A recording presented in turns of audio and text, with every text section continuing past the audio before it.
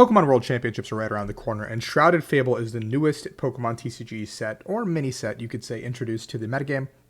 So I'm going to go ahead and look at this tier list and kind of give you my honest opinions on what's going to be tier S, which I think is like probably the front runners, decks you should be worried about. Tier A is like decks you should expect to see a couple rounds. B is like maybe you see one of them a day. C is like super off the wall. Maybe you'll see them, maybe you won't. And then don't play this is just decks that I don't think should be played. And I'll kind of break that down a little bit. My name is Rahul Reddy, and my qualifications are that I am a World Championship competitor, and this is my 7th time heading to the tournament. So what's up, guys? I hope you guys enjoy it, and let's jump into it. I don't think Dialga should be played because I think decks like Charizard unfortunately just get a little bit better, and everything that kind of beats Dialga gets a little bit better as well. And Mimikyu is being played in a lot more decks, which makes this just a harder deck to beat through things. Gardevoir is a harder matchup for you. There's a lot of tougher things to get through, and so I just personally think it's a deck that I wouldn't play.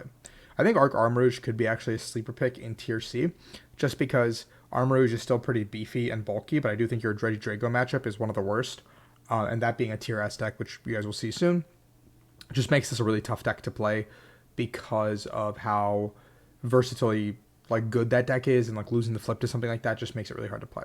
I'm going to put Lost Box and don't play this, even though it is a deck that I think personally could be something that shows up and does pretty decent. I think Kyurem being one of the new cards in the format just absolutely bodies Chorus-based engines, and I think that kind of carries as well. I think Goodra goes into C because even though Goodra does get bodied a little bit, you can play this one without using Chorus necessarily always, because you can go Goodra, attach into Evolve, attach into Attack. You can play it a little bit slower.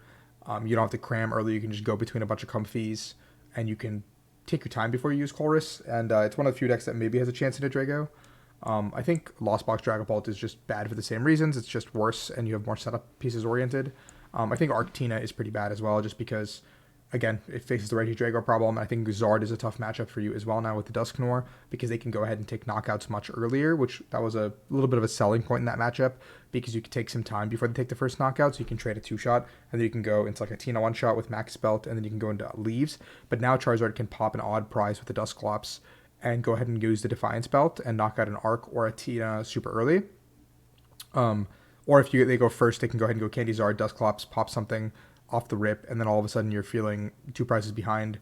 You have to respond to the active, and most of the time you have to Trinity Nova on that turn. And so if you do that, then you're already behind.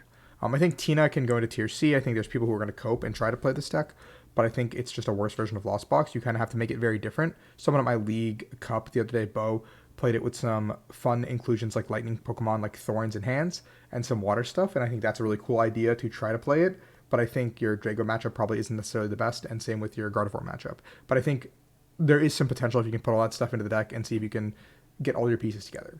Hisuian Zoroark is one of those decks that I think since the day it's been released, it just kind of hasn't lived up to the expectations besides like the first regional it was played at.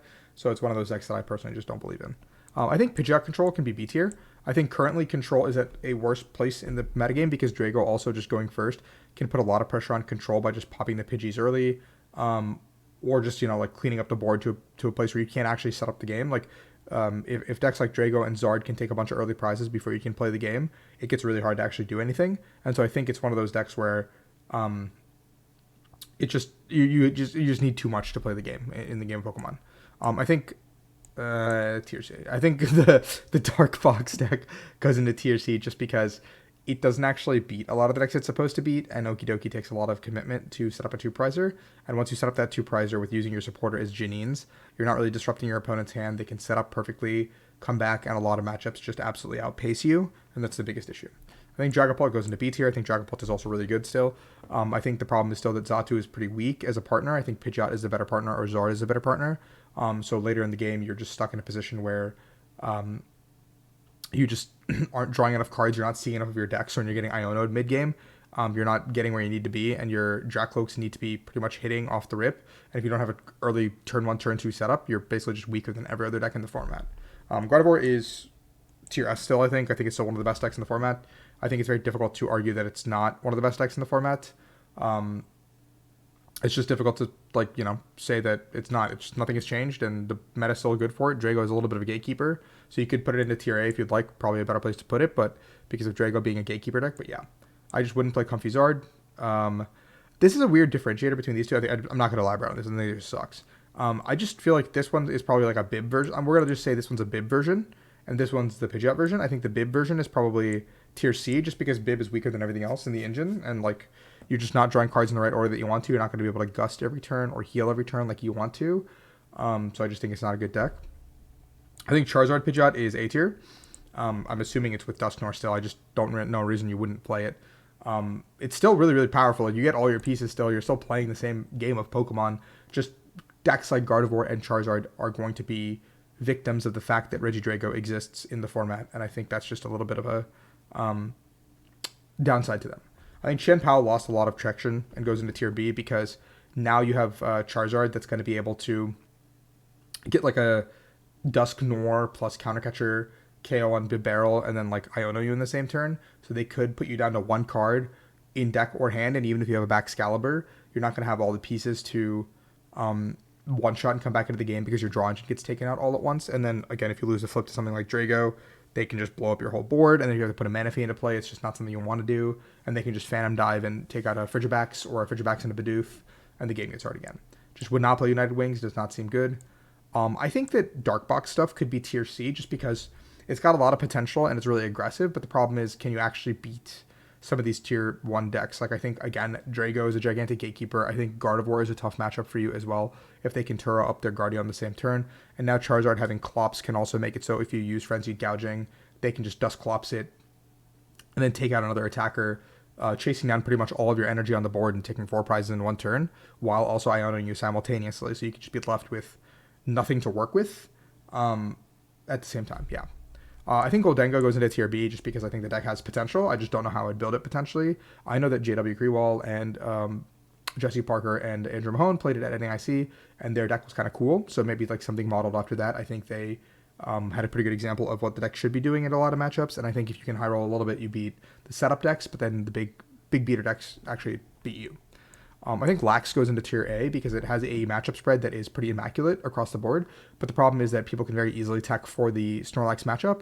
And Worlds level players specifically are going to know how to play into block Lax a little bit better. So it's not like you're going to be able to cheese as many free wins against players who don't know what they're doing.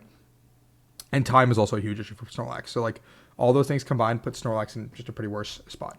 I think Raging Bolt goes into tier 2 or 3, whatever, B. Because it's just another one of those decks that you need to draw a lot of cards in the right order. You have a favorable Drago matchup, but you do struggle into some of the bigger decks.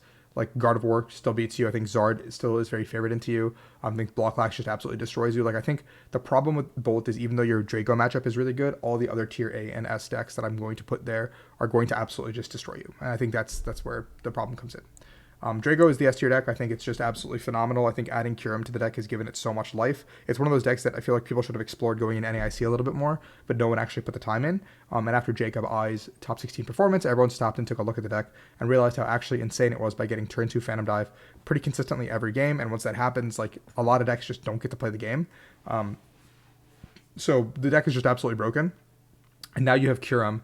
And a lot of the time, you just need Kyurem Cologne Prime Catcher on turn 2 with V-Star plus Research. You can pull that off. Or if you just already have the boss and the Cologne combination, you can also pull that off pretty easily. Over the course of like a long tournament, I could see you pulling that off pretty consistently a lot of the time. So it's one of those decks that I think has a lot of potential in that regard.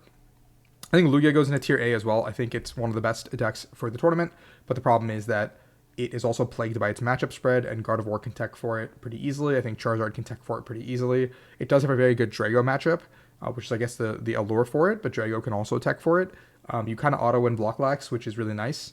And you beat a lot of the tier B decks pretty consistently, but I think the fact that the tier A decks can also tech for you, and your deck is just naturally more inconsistent than the other decks in tier A and S, puts like Lugia one tier lower than it should be. I think Miraidon's a tier B deck, because it has the matchups actually, but Charizard is just such an abysmal matchup, and I think Block Lax is just such a terrible matchup as well, that you just can't reasonably fathom bringing a deck like this to the tournament when you're going to get absolutely destroyed by some of these decks. I think we grabbed Gouging Fire. I'm just going to put this in the don't play territory because I don't actually know what a Gouging Fire list looks like, so we're just going to say that it sucks and move on. But I did see someone on my cup kind of body people with it, so maybe it's got some potential. I think Banette Gardevoir could be a tier C potential like banger, because if you can get the early Banette lock up before a deck can kind of pop off and do their thing, you could maybe stick them.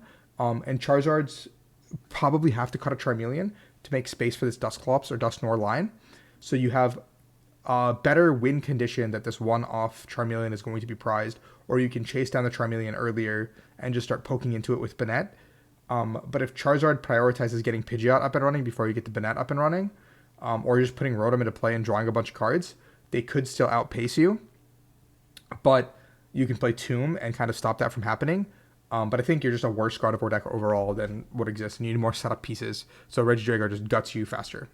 I think Ancient Box goes into Tier C as well. I just think it's one of those decks that has never really been given a chance in its limelight because it needs a lot of pieces to keep moving, and your Charizard matchup has always been a little bit suspicious.